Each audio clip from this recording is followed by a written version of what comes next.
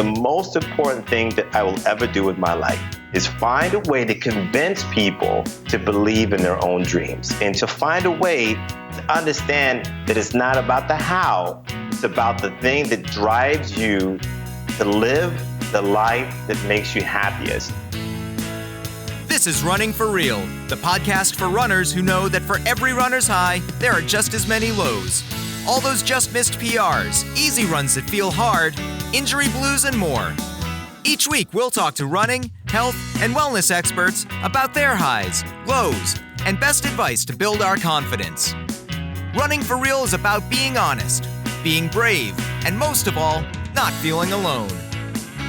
And now here's our host, Tina Muir. Hello, my friends. Welcome to episode 230 of the Running for Real podcast. Thank you for joining me today. I am excited you are here in 2021. This is our second episode of the year. If you missed the episode with Michael Gervais last week, go back, particularly if you're having a hard time. Cannot think of a better person to have helping us through that this tough time than Michael Gervais. So make sure you go back and listen to that one. And I have another person today who's going to be really helpful for us through getting through this year. I think this is going to be a really exciting episode. But before we get to that, I just want to remind you, I mentioned it last week, that I have a really exciting new podcast that is coming out in about 5 weeks now. I'm hosting it with Knox Robinson, and it is going to be totally different to anything you've ever known before. If you like the Vox Gimlet style podcast, like the This American Life style podcast, more of a journalism stance, you are going to love this one. We have been working really hard on it alongside with our producer, John Phillips, and I just can't wait to share it with you. Now, I can't tell you any more than that at this point. It's a bit of a surprise, but you can go to tinamuir.com/new podcast to sign up to get updates. As soon as I know them, you will know before anyone else if you go sign up there. Or you can also sign up through my email newsletter. I will send the information out there straight away as well. You can go to tinamuir.com/subscriber to go sign up there and get some more information on that.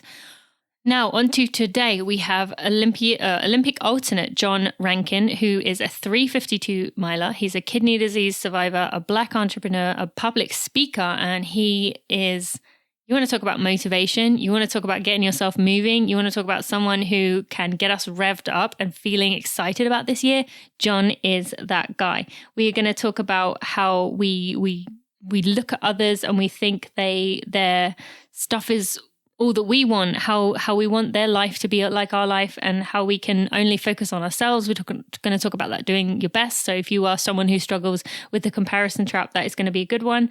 He's this big dreamer guy, and we're going to go over a lot of having dreams, having big goals, how to go get them, how to just believe in yourself, about his kidney disease, realizing that his heart was not in the sport and pulling away from it. It's really an insightful episode. I hadn't really heard too much about John before I dug into him because of Go and Be More, who was one of the Black-owned businesses that we focused on last year. And then I read up on him and I loved him. And after this interview, John and I have stayed connected. I really enjoyed getting to know him. And I think if you need a bit of a kick this time of year to get going, to get focused, to get thinking about your future, this is going to be that episode. So I'm excited to introduce you to John Rankin. We are just going to take a moment to thank Tracksmith for sponsoring this episode. Then we'll be right to the episode with John Rankin. Thank you to Tracksmith for sponsoring this episode of the Running for Real podcast. I talked about them all last year, and yes, I will be talking about them again this year because I am really excited about this brand and what they are doing. And I mentioned earlier about this new podcast that Knox Robinson and I have coming out in a few months, or next month, I should say. And Tracksmith is going to be our sponsor. They are the ones supporting us to do this. They are giving us the ability to do this. They genuinely believe in people and want people to chase big dreams and to do things and to take that leap of faith and to follow your passions. And I really, really love that they do that. Not only do they have these so comfortable clothes, but they also have all these different programs. So they have that fellowship where they have given grant money to creative. They have amateur support for people trying to make the Olympic trials. They are sending out these newsletters which are full of inspiration. There's so much on the Tracksmith website beyond just the running clothes. So I definitely would encourage you to go check that out and go sign up to their email list if you have not already. That said, the clothes are absolutely wonderful. You've heard me talking about the quality. You've heard me talking about the thought that they put in. And it is just my favorite thing to be wearing. I wore their sweatpants or their session pants. I shouldn't call them sweatpants. On that note, my husband, Steve, and I had I don't want to say an argument, a disagreement about, I was wearing the Tracksmith session pants for quite a few days. And one day I was changing downstairs and I said, can you bring me my sweatpants? And he was walking around and I could hear him walking around. And I said, where are my sweatpants? Can you bring me my sweatpants? And he was like, what sweatpants? There are no sweatpants. And I was like, they're Tracksmith ones. So he brought them down and he was like, these are not sweatpants. Because in Steve's eyes, sweatpants are those like cotton t-shirt material or like the fleecy like sweatshirt material things that are from the 90s, and these Tracksmith pants are definitely not that. They are luxury. They are just so comfortable. I cannot encourage them enough. So I love the session sweatpants if you are looking for some bottoms that will be comfortable during this time of year if you need something cozy. I also love the turnover tights and the Alston tights. I probably prefer the Alston to the turnover, although I think most people do prefer it the other way around. I also have mentioned the Harrier long sleeve and the Brighton base tank are two of my favorite tops. So you can go to, all that said, this is a very long story today. All that said, you can go to tracksmith.com and use code TINA15 for $15 off your order of $75 or more. I am going to be changing that offer. I want to do something that gives back a bit more rather than giving money off. And actually mentioning that point, a few of you have reached out to me about the sizes. Tracksmith is going to be expanding their sizes very soon.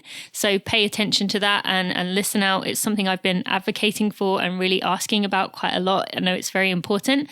And I believe it's important. So stay tuned. It is coming very soon.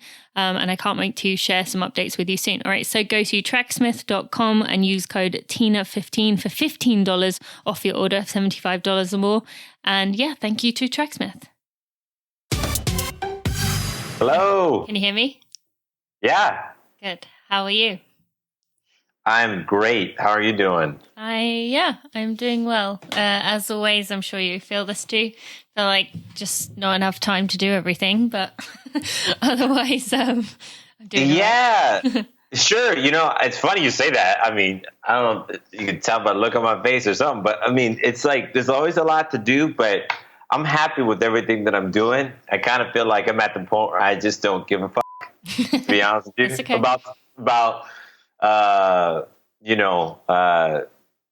trying to do things the way that you think it should be done. Just do things the way that you know should be done for that's right for you, kind of a thing. You know, I was just listening to Abby Wambach talking to Brene Brown, and she was saying that exact thing, that leaders need, the one thing she would say about leadership is stop trying to do it the one way. Like, we need to get out of this thing that this is the way you do things. So it's funny to mention that.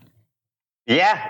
Because I have multiple businesses that I'm running, that I'm managing. I'm like, it's funny. I'm a marketer, and yet I don't know everything about marketing. In fact, I feel like I'm a kindergartner in when it comes to marketing. Even though I'm really good at it, I understand a lot about it, but I want to do it my way. I hate the rules. Honestly, I hate the BS and all that stuff. So I've been like working my butt off to try to change the game for me and my clients and the people that I want to work with. And I'm a storyteller. I love Walt Disney. I love Kobe Bryant. I love, obviously, I studied English Lit. I'm all about stories, man. So that's like a big part of my business. It's obviously Go Be More is a brand, but like it's a story. Yeah. Everything's a story. Our life, our journey. I mean, you're a 236, sub 236 marathon. I'm like, yo, like you got a story to tell. Mm-hmm. Yeah, we all do. And everything else comes from that. Everything else comes from the story. It's never the other way around. So I can care less about paid advertising and trying to convince millions of people to buy something. I'm like, I just want to tell a great story and let millions of people find it, and then let them decide what they want to do with it. I love that.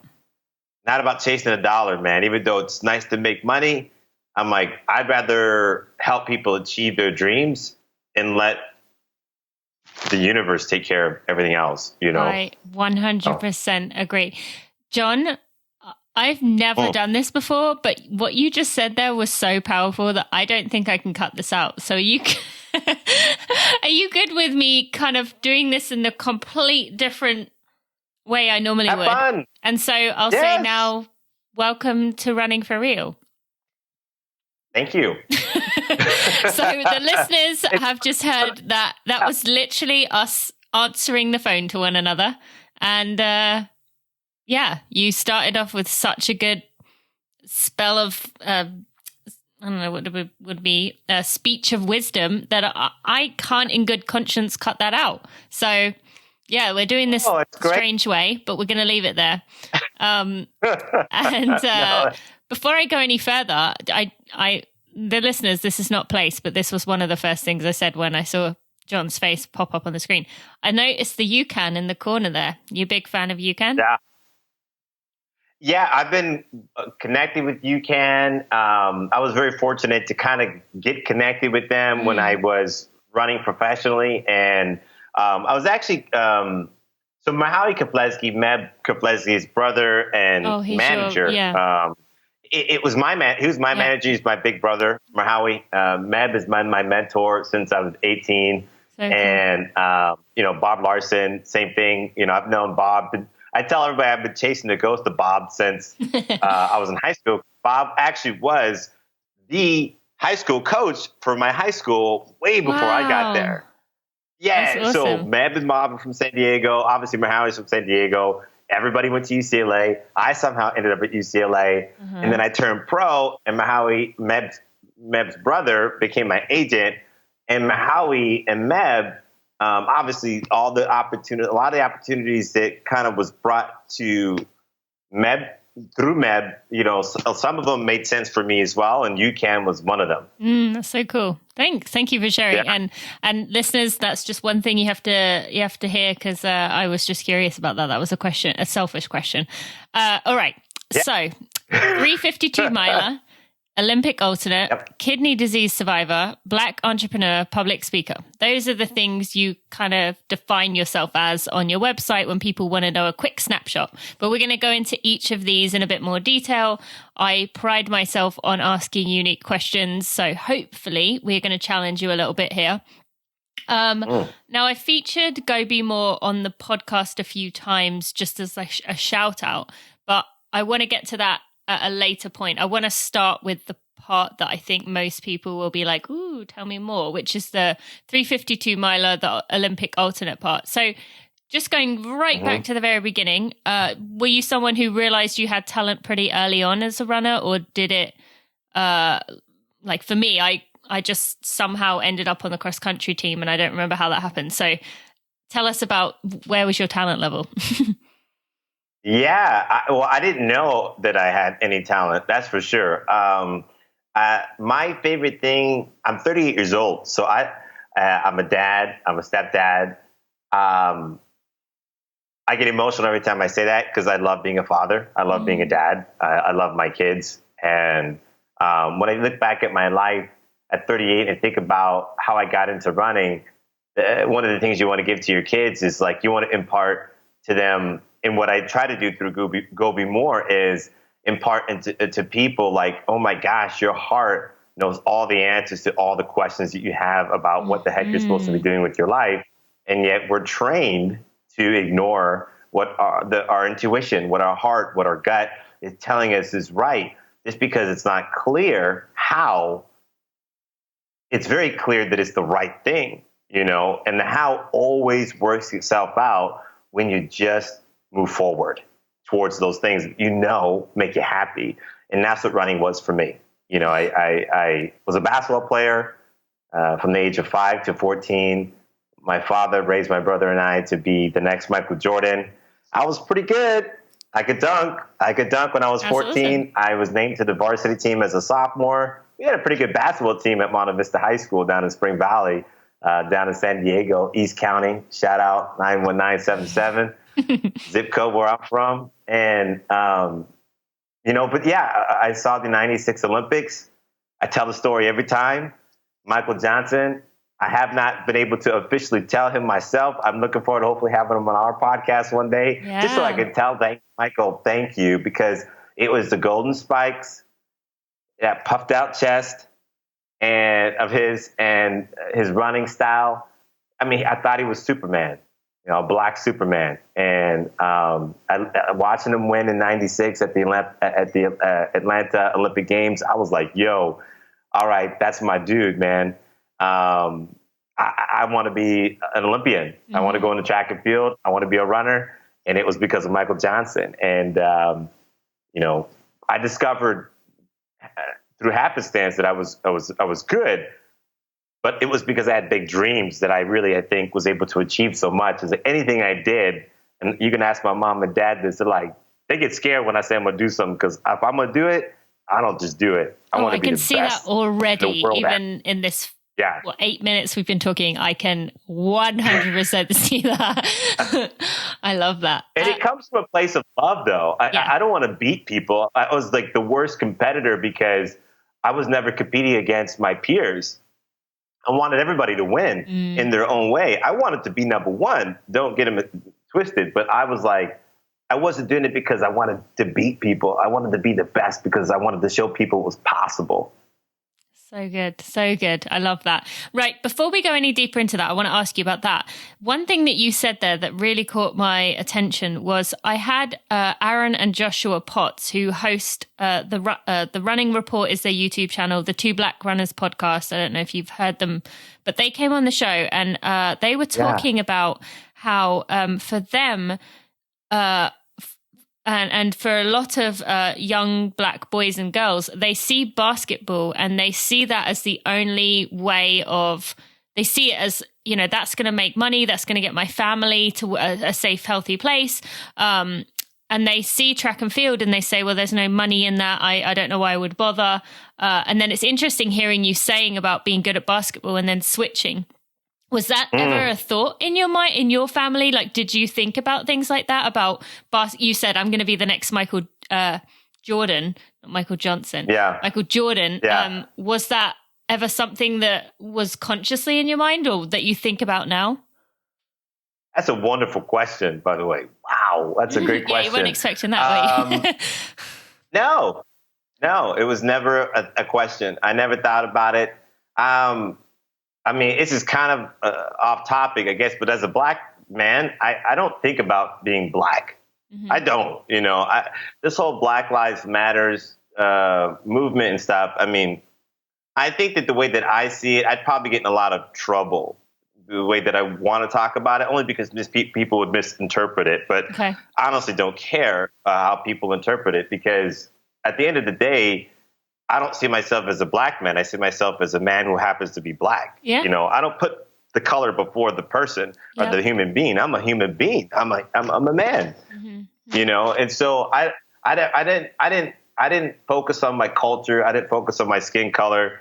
I didn't focus on trying to change my family's life by being successful. I mean, as a kid growing up, you always, especially if you have good parents, and I have great parents, for me, I thought my mom and dad are great growing up. I love them to death, but I never felt like it was an obligation or something to change their lives. It was just something that if I'm successful in life, to the extent that I could actually provide for them when they get older, which I'm getting to that point now where I'm actually able to do those types of things, my brother and I, for our parents. That was never a motivation, though. I was just looking to do what I love to do in life, period. And I wanted to make a difference in the world. And I felt like the only thing I wanted to do for my parents more than anything else was make them proud. Mm-hmm. That was it. I just wanted to honor them. Mm-hmm. I love that. By being successful. Yeah. Thank you for sharing your perspective. I mean, I think it's also important to hear that, as you said, it doesn't have to be a conversation and a thought for everyone listening. And it's the same way as I've talked in the past about part of my story where I really got in a bad place with running. I became the runner named I became the runner named Tina rather than Tina the runner.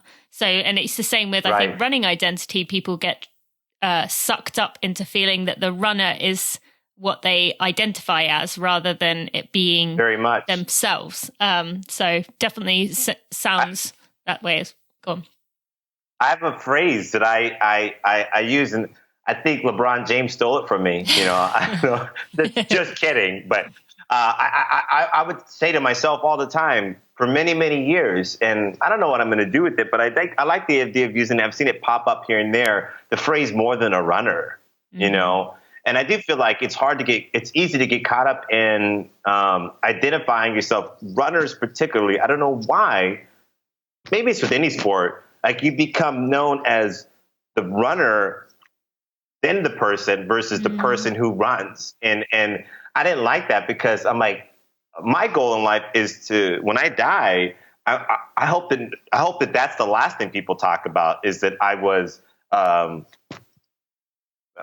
great miler, a great runner and everything. I hope people go, oh my gosh, that guy was, I hope the first thing they say is that he was a really good dad, a really good father, that because people talk about wanting to change the world and make a difference in the world. I'm like, oh my gosh, be the best freaking parent possible. If you can change your kids' lives and be an inspiration to your children, if you could become the thing that the person they look up to in life, the world wins.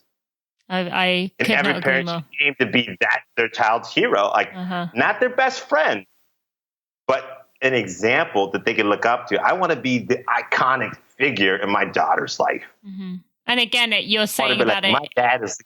Go on. Go ahead. I was just going to say your version of not what society thinks the best parent should be, but you being your best parent. Yeah. I think parenting is hard for sure.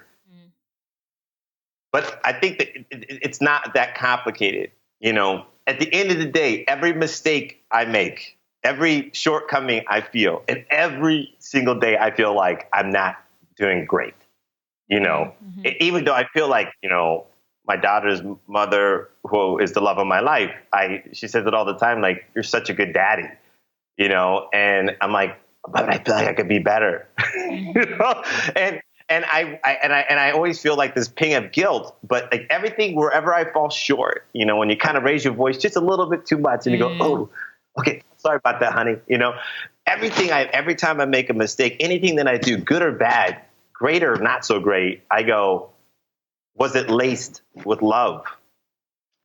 As long as I know that everything I do with like the best of intentions, and I let my daughter or my stepkids know that, I feel like every mistake is okay. Every mistake is a part of the journey because there's like this deeper level of like unspoken understanding that allows that bond to never be shaken. In fact, it allows it to be strengthened just because of time and love. And as long as that's there, I think for every parent, I feel like that connection that you want there, that security that you want your child to grow up with in terms of their relationship with you, is going to be just fine. Yeah. So good. Thank you. Yeah.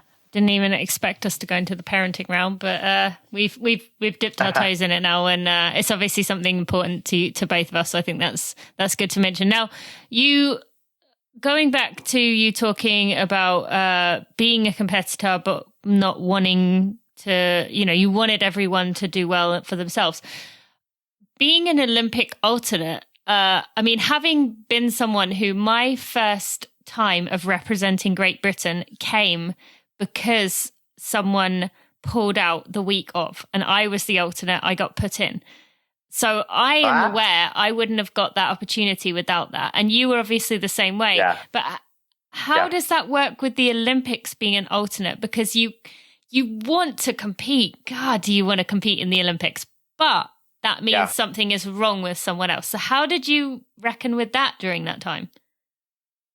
I prayed for my peers. I mean, I love Lionel Montano, Lopez Lemong, and Bernard Lagat. Those are the guys that were officially on the team in 2008. And I love all three of those men. I love them. I know them quite personally. Bernard, I have special instances and experiences I wouldn't say like a full-on relationship with each guy, except for maybe Bernard. I'm closest to because of a relationship with one of his brothers, Robert Cheserett, who I competed against in college, who I love as well. But yeah, I think that those three guys, I wanted nothing because it was such a special moment. Their three stories, they are the epitome, along with somebody like Meb.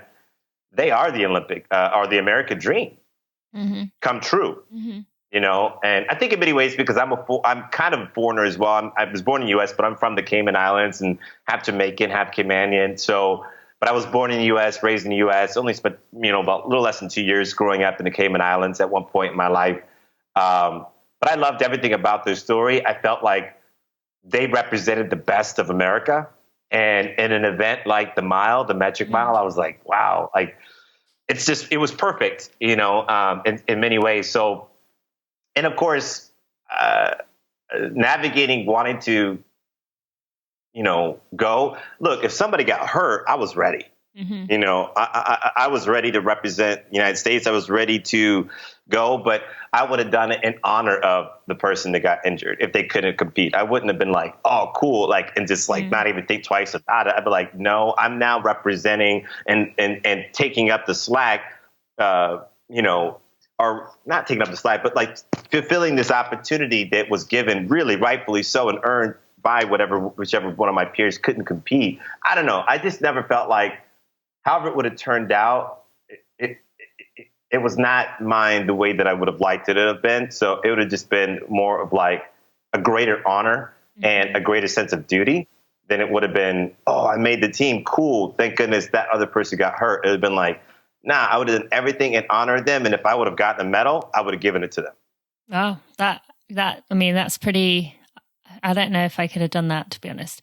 I think having had a similar experience, the half marathon world championships is no Olympics, but it's still legit. I felt proud. I felt, a duty to do my best. I also liked the fact that there wasn't the pressure on me because, getting called up the week before was not really giving me much time to think about it. But I still don't know if had I medaled, I was never close, but had I medaled, would I have given it to someone else, to the person who's, I don't know if I could have taken that step. So that shows a lot about you. That's really special. And being sponsored by Nike, and had many years as a professional there, think this is not going to go where you think it is, but looking at 2020 and how it has totally changed the game for sponsored athletes, do you think you would have preferred 2020 where you could have, athletes have basically had to become more than their performances and had to become social media savvy and able to engage with their fans in a way that you didn't have to back then? Or did you quite like the fact there that your sponsorship kind of rested on performances? I think I liked it more on the performances, but I love where it's gone. My preference, I don't think I would have been able to do. It doesn't come very naturally, I guess, is a simple answer. The whole social media thing, because it seems like it would be perfect for you.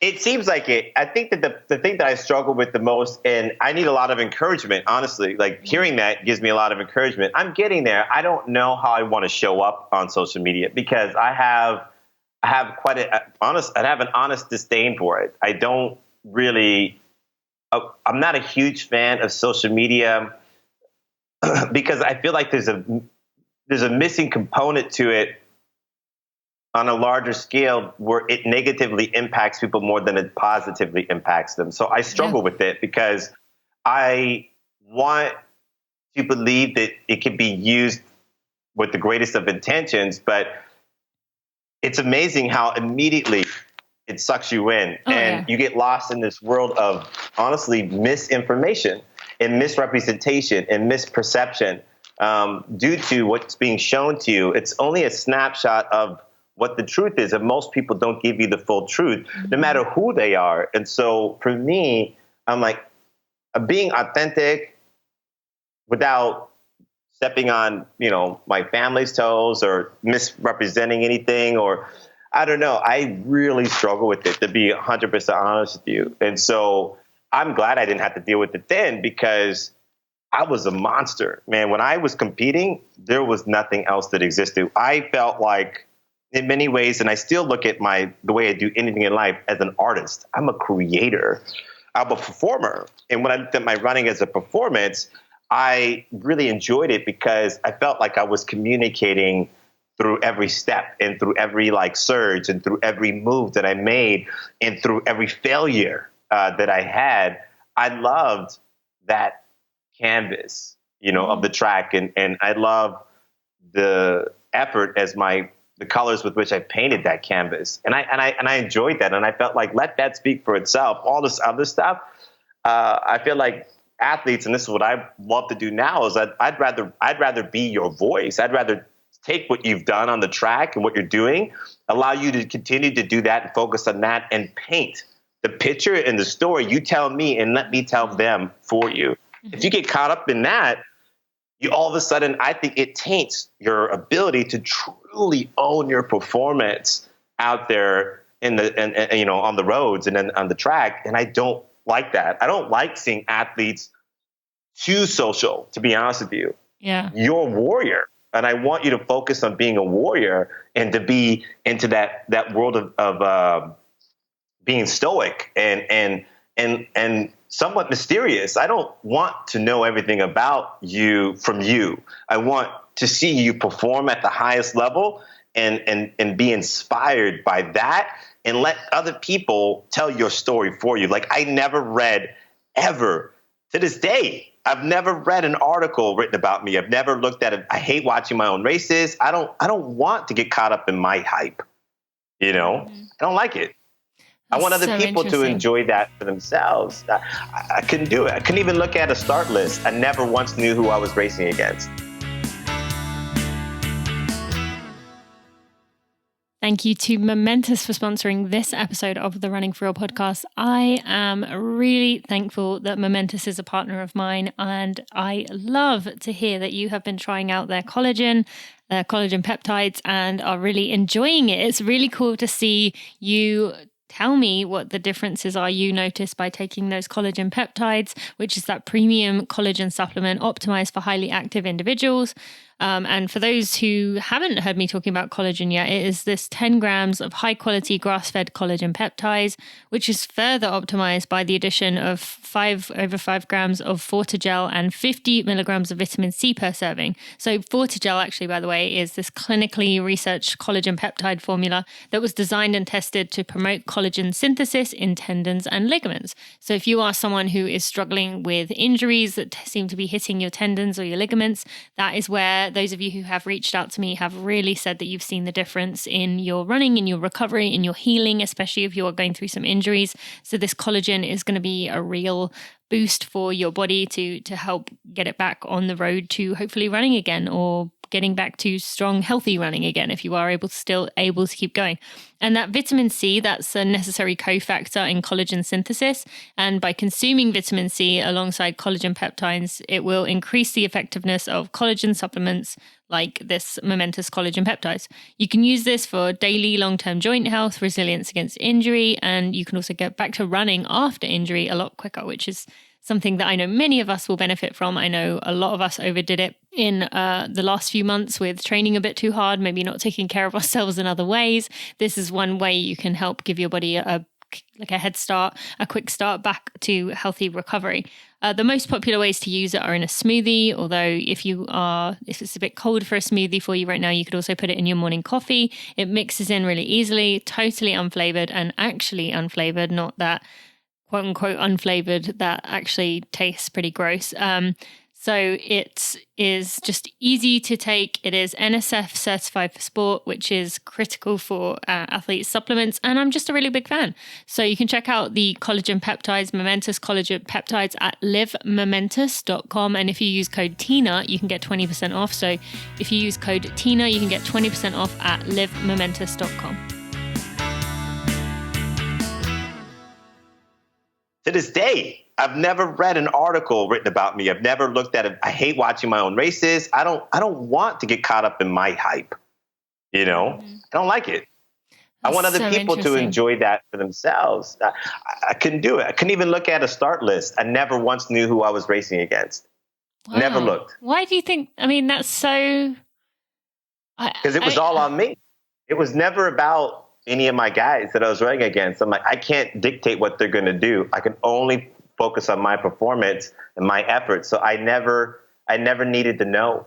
But how did you dodge that? As I mean, just I've before felt that every track athlete had at some point gone through that stage where like, give me the start list. I need to see it, Yeah. So how did you have the maturity to be able to do that without ever having gone through the fact of realizing that it doesn't matter what the paper says?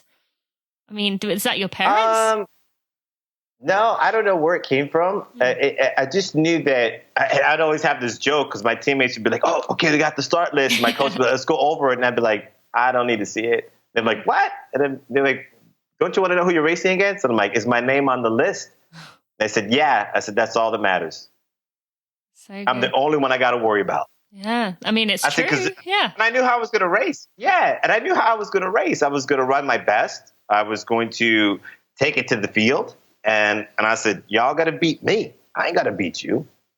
But that was me. I wouldn't put that on my peers.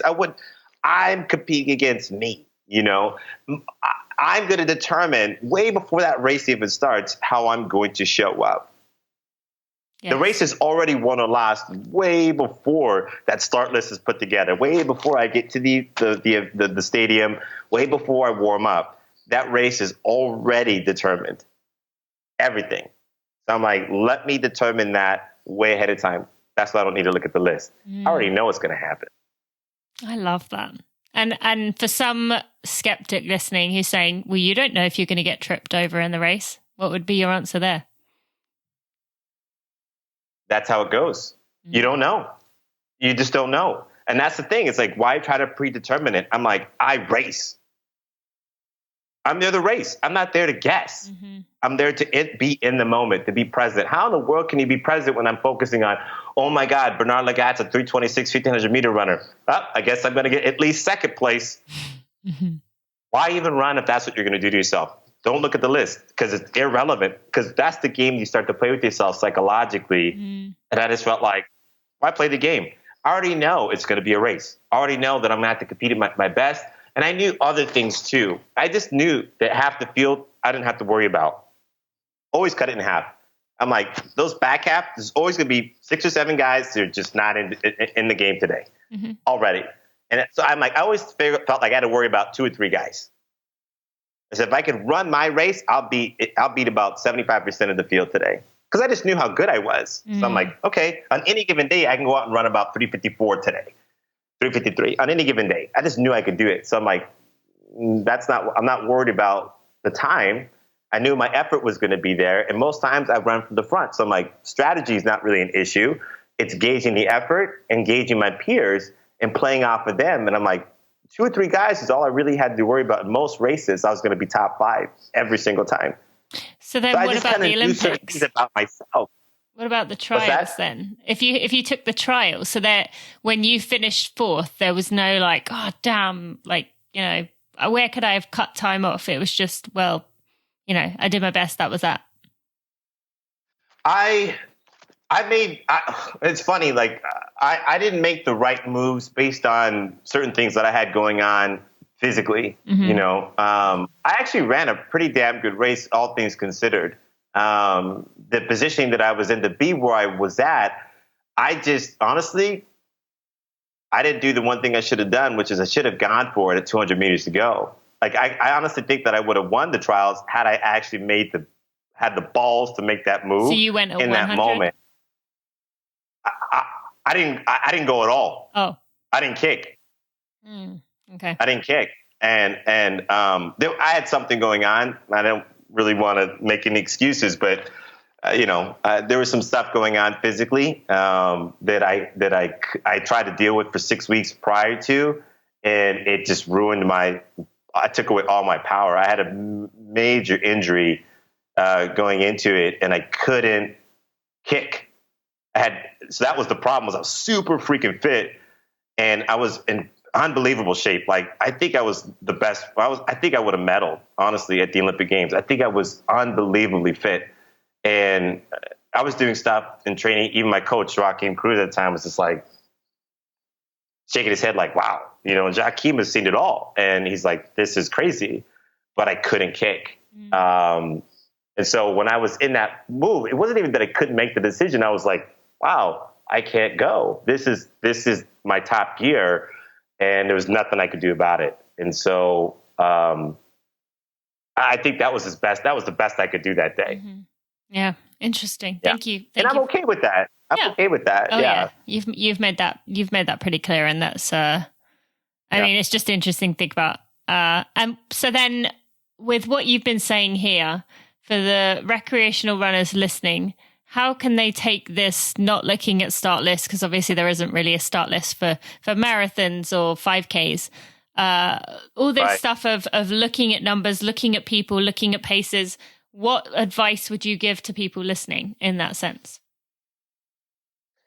Trust your own, I think, talent in the way that you want to run. I think trusting in yourself and I think looking at things from that perspective first, like, don't get caught up in times, because times are irrelevant. Like, when you toed a line, you're not towing the line thinking about PRs and personal bests and stuff like that, because on any given day, especially if all the other factors are there, training, fitness, effort, consistency, nutrition, rest. I mean, if your body's really dialed in and you're ready to compete, time is irrelevant. You're there just to compete. And so I think focusing on your effort, like, how are you going to compete that day? And honestly, if you're going to look at the list and be inspired.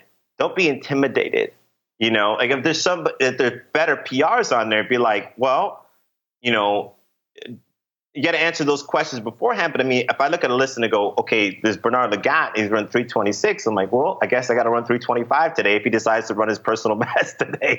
Because I'm like, no matter what he does, my goal is to beat him. And I'm okay with the results, but I'm not okay with not having the effort to try. Like, if I were to race against Mo Farah today, who I truly admire, or Kenenisa Bekele, or any of these guys that are doing stuff where I'm sort of just shaking my head, like the Ingebrigtsen brothers, any of them, especially Jacob. I'm like, are you kidding me right now? But I'm not scared. I don't go, oh, could I compete against them? I'm going to be like, ooh, I would love that challenge. Even if I got it handed to me, I'd be like, yo, man, I'd love to tangle it up with these cats. So you would line up with them right now if you had the opportunity? Oh, yeah. Yeah. Oh, my gosh, yeah. You know what I'm saying? Like, prime John Rankin. Oh, man, any 1,500 meter guy today, I would, man, straight up, I would love that, But I would be cool with the results as well, because I would know that the effort's there. I don't want to be scared to compete, because there's a difference between being scared to compete and, or maybe it's one and the same, but being scared to compete and being afraid to fail, it's like, who cares? Like, you're not lining up because you're guaranteed to win. You're lining up to find out how great you could be. And that still applies, doesn't it? You gotta go for it. Go ahead. I was just saying it still applies to everyone. It may not be that they're going for an Olympic team or even going for an age group at their local road race, but you can still go out there and shut out all the noise, shut out all the, what am I going to post on social media? What's Strava going to say? And just focus on, I'm constantly telling people to not look at their watches during races, during runs and everything. And the beauty that when that like light bulb goes off, when they finally trust me and cover up their watch, I just love seeing that ding in people's brains of like, it was never about the paces and what other people are doing and what the guy holding the pace bracket is doing. It's about me. And I love hearing you say that, because I just agree with it. Yeah. I mean, you get to be present and you get to, this is the thing that I think that I really loved when especially when I had those moments, when I had really otherworldly performances, I was fully present. I was there. I was in it. I couldn't see or sense anything else. Anything that went wrong in the race was still okay. Like I was able to manage it. Like when somebody would cut me off, it didn't disrupt the flow. It didn't disrupt what was inevitable, which was like what was inside of me that was meant to come out that day and to show up in the form of a well executed 1,500 meter or 1 mile race. Like that's so exciting. Like when I ran 352 on the road and the Fifth Avenue Mile, and I battled. I went straight to the front, and everybody's like, "Holy!" And I went balls to the wall from start to finish, and I pushed Bernard and Nick Willis, Bernard Lagat and Nick Willis, and Nate Brannon. I love these guys. Love my miler guys, man. And I pushed those three guys to like crazy times, like 350, 351, 352, 352. And Bernard crossed the finish line with Nick and both of them. And this meant everything to me. I'm like, I will take third or fourth place to those guys all day, every day for the rest of my life, because those are some of the greatest of all time. But those are even more so great men, great human beings. And when they said to me, Nick and Bernard, and Nate's always been sweet to me, Nate Brannon, such a good man. And particularly Nick and Bernard came up to me after the race, and they're like, yo, man, Bernard was on the ground. He's huffing and puffing. He's like, man, John Rankin made the race today. I'm good. Yeah. You know what Bernard said after that race? And Bernard, correct me if I'm wrong, brother. I don't want to misspeak and misrepresent what you said, but I remember hearing, yo, I'd never been pushed that hard before in a race. You're thinking I got some high listeners here if you think he's listening. Yeah, that's a surprise to me. Hey, well, I'm going to tell Bernard, listen, then if he ain't listening, but just so I can tell him how much I admire him, remind him of that. But like he said that to me, and I was like, well, that's high praise. Yeah, for sure. If that's what you're looking for, it's like, hey, at the end of the day, can you hang your hat on your effort? Because imagine winning and then still saying to yourself, oh, I could have done better. I don't want to hear that. Thank you to UCAN for sponsoring this episode of the Running for Real podcast. I have been talking about UCAN for, I think, 5 or 6 years now. The first time I used it was in 2014 for the Chicago Marathon. And here I am. Yeah, we're coming on, I guess it'll be 7 years, wouldn't it? This will be my 7th year of using UCAN. I have not gone back. I absolutely love it. I use it almost every day, if not multiple times a day. It is my go-to. It is my steady energy source. It is my steady energy source in life, in running, in races. I have done all of it. And I've told you the stories many times about racing with UCAN as my only fuel source. Nothing else in the race, no gels, no anything, just UCAN. And that's where I've run most of my PRs. With that being the case, I also use it on a daily basis before I run. You could literally eat a bar or drink some of the powder in some kind of liquid solution. I tend to just do water if I'm going before a run. You could take that and go out the door seconds later. I've even been known to run while eating a bar because I was running late and I needed to get something in my body.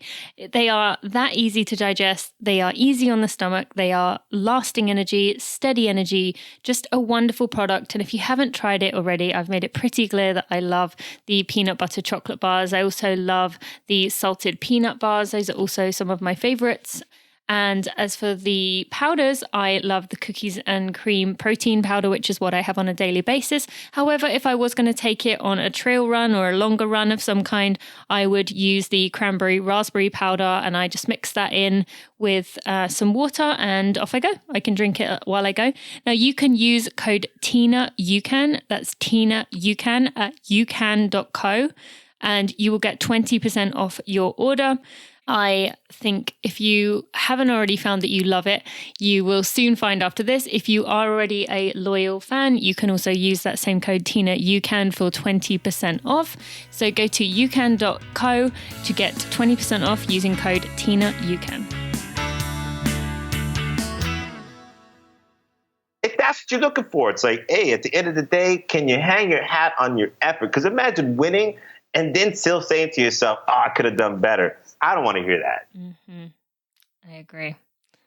When I was in college, there would be some local races and conference races, and I'd be winning, and people would be like, you're a minute ahead, you can ease off, back off. And I'd be like, no, it didn't matter to me. And I could never understand when people would get in a situation where they would just, I mean, yes, obviously there's some races where if you've got a goal race coming next weekend and you're just jumping in a 5K, sure.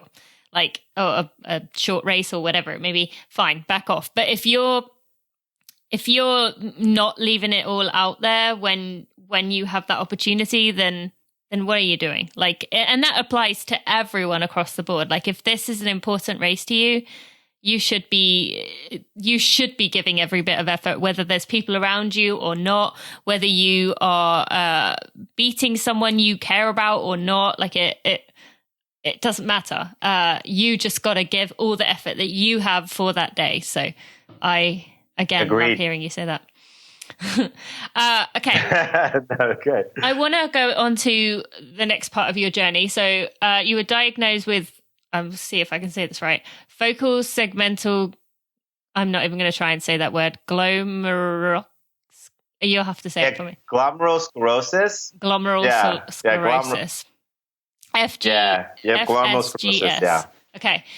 And at the time, there was no cure for this. So tell us, like, what was going on with your body? What did you notice that feeling of something was not right? What was that for you?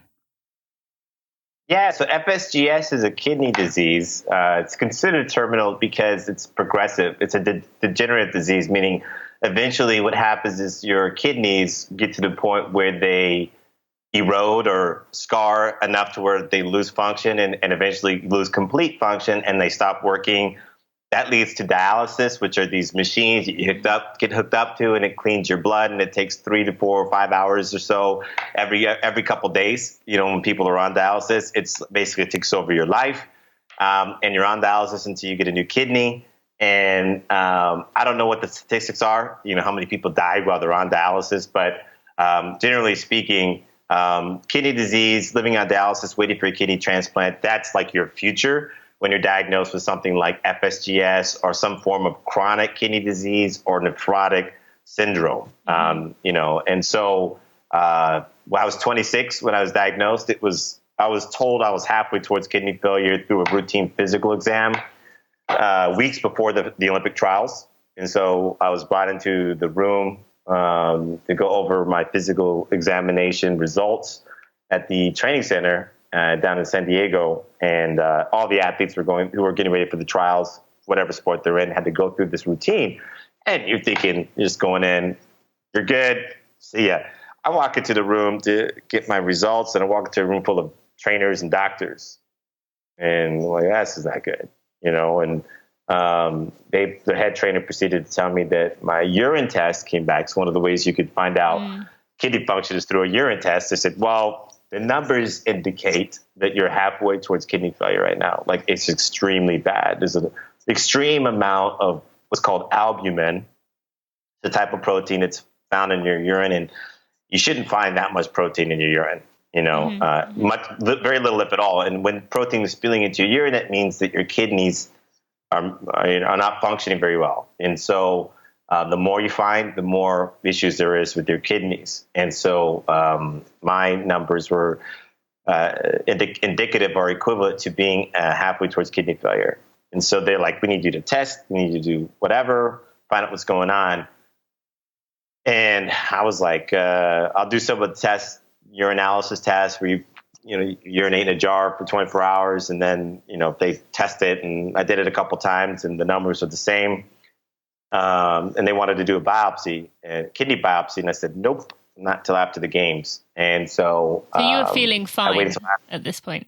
Like I was feeling as fine as I felt. Whatever I was feeling was normal. The thing that I described to a lot of, or discussed with a lot of other kidney disease patients, is the extreme fatigue that I would feel. I was tired all the time. And it was a different kind of tired than the normal, like, hey, I'm tired because I'm training all the time, I felt different. And it was a different kind of time where I was like, wow, like I'm really, really tired. And I really felt off a lot. And I kind of felt like that a lot actually growing up,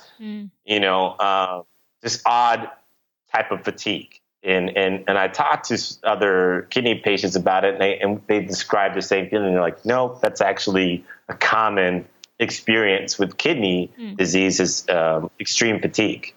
And so that was one thing that I always felt was odd. When I felt the fatigue, it was just such a weird feeling. I'm like, this doesn't feel normal, but I didn't register it as anything other than, it's probably my training because I trained really hard. Outside of that, no physical symptoms, nothing, which is kind of the catch with kidney disease. It's considered a silent killer. Yeah. You can lose up to 90% of kidney function before you know you have kidney disease. And honestly, by the time you start feeling the symptoms like pain in your lower back, bloating and swelling and abnormally, speaking, you're in trouble. It's by the time you physically feel the symptoms of kidney disease, you're probably days, if not weeks, maybe a few months away from being on dialysis. Wow. Yeah. Because you're too far gone. Mm-hmm. Yeah. So it's all about, as an advocate and as somebody who will do more and more work and continue to do work for the rest of my life, my goal is to help people, help society find a way to beat kidney disease. That's my life goal now. But early detection is honestly, prevention is the only real way to keep this thing from getting worse in people, is catching it early. If you catch it early, you'll be fine. Honestly, you could really beat kidney disease if you catch it early. And people need to be tested. Family history needs to be known. All this stuff. You need to stay on top of your kidney health. It should be part of your normal annual checkup, if not biannual. Like, you need to check out your kidney health. But it's not a urine test isn't one of the standard things that's tested, is it? You have to, I think, I think there might be different types of things that you're testing for or checking for within the urine test. I would have to double check on that, but that's one way to kind of get at least some clues as to whether or not something's going on with your kidneys. But there's also specific types of blood tests as well, and indicators or markers to look for to basically test for kidney function. Yeah. And you can go in and go to get request lab tests specifically for this and say, I want to test my kidney function. And you can have either or. Urine tests seem to be like just fine, but blood tests will definitely give you a very clear idea of what's going on as well. Okay. Thank you for sharing. And I've mentioned to the listeners about Inside Tracker a lot. So there's another benefit of that, because I'm pretty sure that's one of the main tests, or not kidney specifically, but I think that is one of the markers. I have to check on that. Yeah. Okay. So this was weeks before the trials. You said no, not till after the trials. Then what was next? Yeah. So, I proceeded to do what I did at the trials. I just kind of blocked it out. I didn't even think about it until after the games were over, until after the summer of racing was over. And then I proceeded to get the biopsy that fall, early winter. And by December 2008, I was officially diagnosed with FSGS. I remember going to the doctor to get my kidney biopsy results. And he was like, walks into the room and it's like, yeah, of all the things that you could have, I wish it wasn't this one. That's how he started the conversation.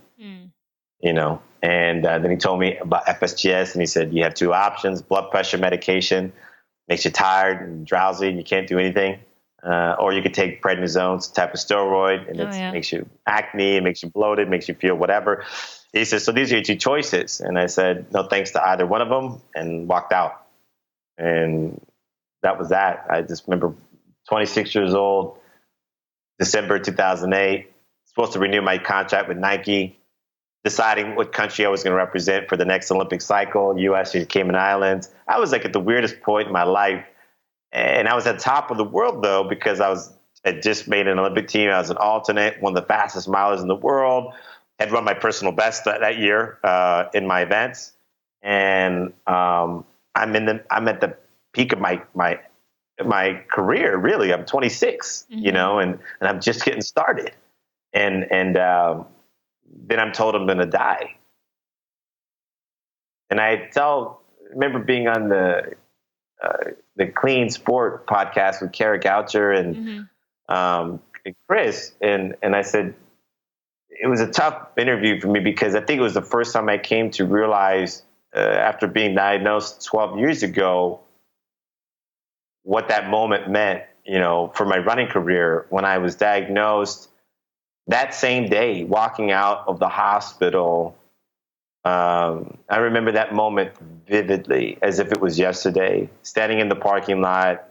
It's like sun was setting and I knew that my life would never be the same.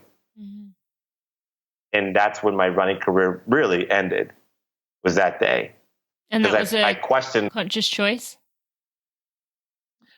I don't think I had a choice because in the moment, and it's not that everybody has a choice, but I think that the choice was kind of made for me because I knew that was like probably the beginning of the journey of understanding, like, okay, why am I really here? What is this all really for? My running, in many ways, running it was a very selfish endeavor for me. I wanted what I wanted because I wanted what I wanted. I wanted to be the best runner in the world. I wanted to be a legend. I wanted to be the king of the mile. I wanted to be the Olympic gold medalist. It was me, all about me. And I'm like, what is this really for? I didn't have a girlfriend. I barely ever saw my family. I spent, for sure, many, many, many years on the road, 6 months out of the year, traveling, not really nurturing any of my friendships, truly nurturing my relationships, just doing my own thing. So I'm like, now I'm being told I'm going to die. And I don't have any relationships, really, that I've nurtured. What do I have now? What am I going to do now? Keep running? No. I said, I want to at least try to find love and do something with my life other than just run. And I questioned everything in that moment. And running just didn't seem as important as it used to be. My desire to do those things at that level immediately changed. So that changed in an instant. You don't know it in that moment, but looking back at that moment, there was a shift. There was a shift. And I'm like, oh my gosh, looking back, I didn't realize that diagnosis, it took my career from me, because how in the world can you not be different after that? And everybody's different, everybody's different. Particularly for me though, speaking just for myself, I'm more than a runner. And I'm like, I have work to do. I think running has served its purpose, subconsciously. I think I knew that. Still, it was very heartbreaking to think about, because I think I could have done some really special things in the sport. I think I would have become a legend beyond what I did. And I wanted to break 3:30 in the 1,500 meters. I wanted to break the world record in the mile. I honestly believe that I could have done it. I think I was fast enough to do it. I don't think I would have been maybe the best miler in the world, but I think I could have been the fastest. And those are things that I believed. Maybe I'm wrong. I don't know. But that's what I believed. I would have loved to have just finished what I was doing. It's like being a painter. Again, I'm a performer. I'm a painter. I wanted to create something, and I was trying to create something. I just wanted to show people what was possible. And I felt like I didn't get to finish what I had started. So that's really the part that breaks my heart, about it, is that I felt like that was all that I got to do in the sport. Was up until that moment, whatever I did, that was pretty much all that I was meant to do. And letting that go it took a long time. Yeah. It took many years to let that go. So, yeah, I was going to say, to be okay with that. Did you go through a grieving process after that with the sport? Big time. Okay. Big time. Yeah. I mean, I didn't officially stop racing until after Like the Pan American Games 2011, I got fourth there. That was really when it was over for me. I think competing at the highest level. I tried to qualify, and I think I hit the standard or got close to it for the London Games. It could have represented the Cayman Islands there had I not gotten injured. But really, my heart wasn't even in it then. I was kind of just forcing it. But 2012, that was really when it was over for me. So I think I went through about 4 or 5 years. Wow. Grieving, trying to reconcile what my career, letting it go, like understanding that whatever was not done was not meant to be done. And letting that go was very, very hard. Because at 14, when I just made the commitment to do that thing, I was like, I'm not done until I achieve X, Y, and Z. I'm not done, And I truly believed I was going to get it done. And in my heart, I felt like I did it. But I just wanted people to see it on paper. I wanted them to see it in real life. And again, it was really about ultimately, and what my life now is about, is helping people to prove to themselves that their dreams are possible. Like, it's just so important to me that is my legacy now. I want people to see relevance in their life and particularly in the things that call them. I love that. As we are closing in on time here, I want to just skip ahead a little bit to take that point you were saying there. So for the listeners, just so that there isn't a gap, John went through some experimental stem cell surgery 2011 that reversed and still has, right? Reversed the kidney Seems disease. Like it, yeah. Yep. Yeah. Yep. Then you then started or had some ideas that you'd picked up along your professional career, along with speaking engagements. Obviously, by now, people can tell you're a very good public speaker, really easy to connect with. So started doing this and had an idea from the gingerbread man story for a business, for a slogan. Tell us, how did Go Be More come into the story, and what is it for someone who, has not heard anything, I guess? Yeah, Go Be More is an apparel brand. We're an apparel company. We're still fairly new, 2 years old. The idea for Go Be More was inspired by the Gingerbread Man fairy tale back in 2007. And the idea behind the fairy tale and the story is very simple. Every human being is born into this world that wants to consume who they are before they have a chance to be who they were born to be. I saw that in this little cookie story. It's little cookie. He's made to be a cookie, but he didn't want to just be born to be eaten. So when he comes to life, the little old lady tries to eat him. He jumps out the window and he runs down this path towards something more. And when he runs past all these characters, the original fairy tale tells us that they wanted to eat him. And so they started chasing him, and he taunts them, these really arrogant cookie. And he's like, can't catch me. You run as fast as you can, but you can't catch me because I'm the gingerbread man. Mm-hmm. And I said, no, I want to reimagine this story. Again, I'm a writer, storyteller. And so I'm like, wait a minute. I saw this guy as inspirational. I saw what he was really trying to do was he's like, look, I want to be more than a cookie. I want to GBM. Gingerbread Man, go be more. So I said, this guy showed us how to go be more. He comes to life and he shows the world that I wasn't born just to be consumed from the moment I was born. I want to show you something more. In all the characters that he runs past, in my version of the story, I said, he actually inspires them to dream of something more than the life that they were being made to live, a cow eating just grass all day, or a horse just being made to pull the tractor, or, a carriage or whatever, right? The farmer just being a farmer. It's like, what if they wanted something more? What if they never thought of something more? And then they were inspired by this cookie who chose to run, who chose to chase something more.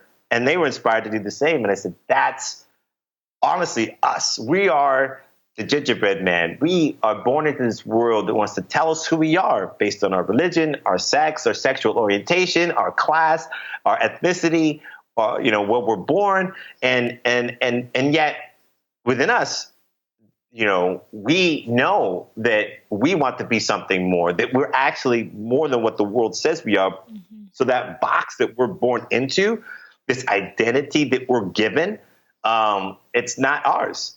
It's what the world has placed upon us. And so we have to cast it away, and we have to find a way to go be more, to run towards the thing that truly will help us to be who we were born to be. And I believe that dream that we have, those dreams that we have, are the things that really will help us to go be more than what the world says we can be, regardless of our circumstances, and so I want to inspire that in people, that is our story.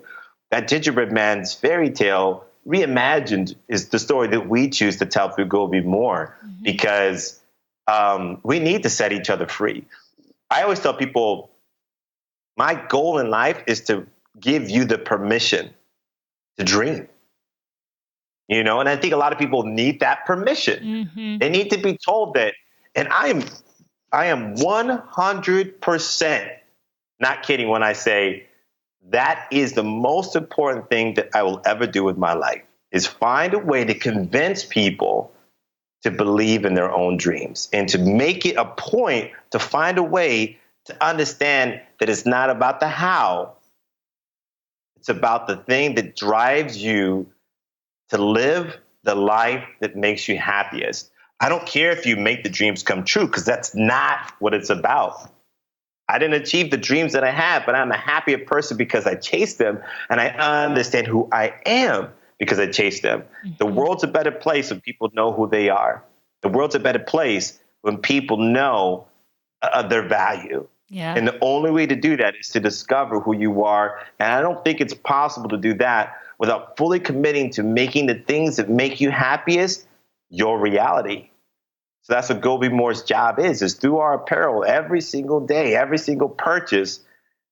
I hope that it inspires people to chase their dreams. And when they see that logo, when they think of the gingerbread man, I hope that they begin to think of chasing their dreams more than anything else. Mm-hmm. I love it so much. And it's really cool hearing. I mean, it's one thing to read it on your website, and even on the Go Be More website, it's described beautifully in a way that does suck you in and make you want to keep reading. But hearing you say it is just even more powerful. So thank you for that. Where do you see Go Be More in 10 years? I see it as I definitely see it as a successful apparel brand. We're trying to do more than just create apparel.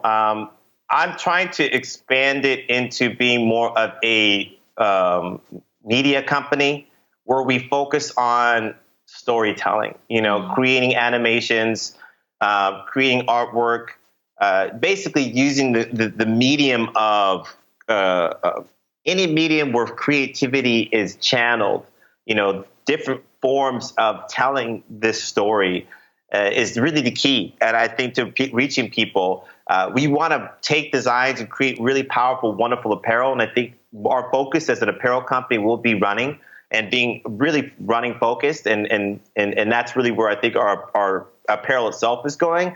But as a company, the goal is to develop it into being more of a media production and distribution company where we create and tell not just, the Go Be More gingerbread man fairy tale story, but other stories similar to that allow us to really capture life lessons and share it in ways that resonates with people. In many ways, like Aesop's fable. I'm a huge fan of parables and fables and Greek mythology.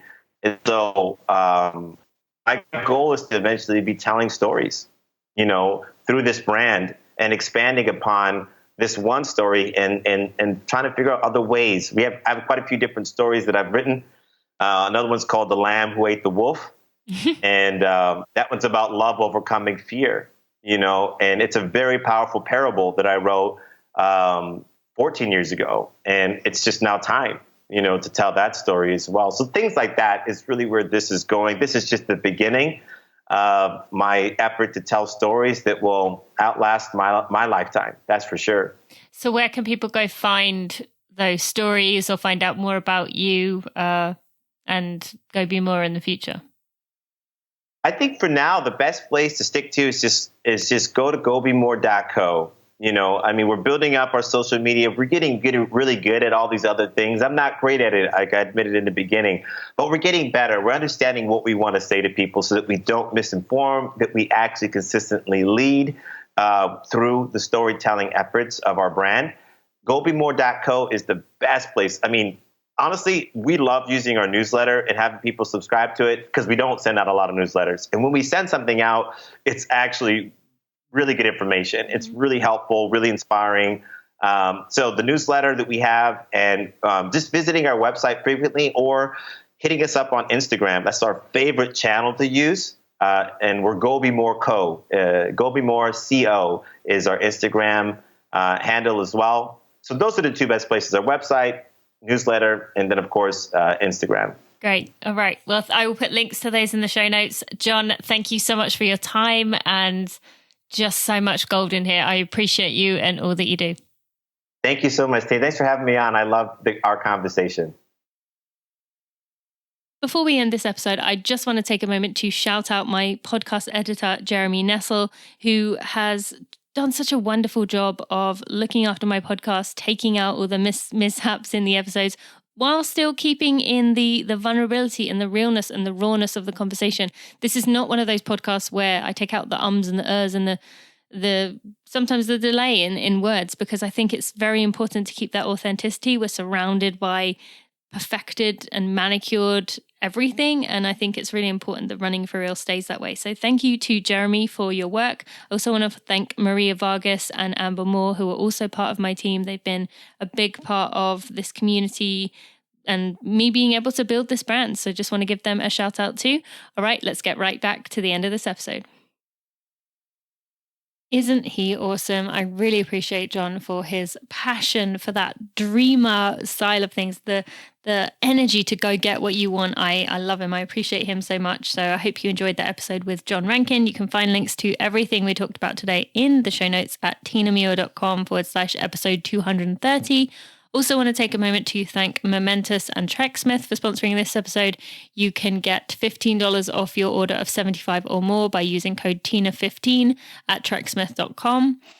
And you can also use code TINA at livemomentous.com to go get that collagen peptides or the Elite Sleep or the creatine that I talked about. They also do have other products on there.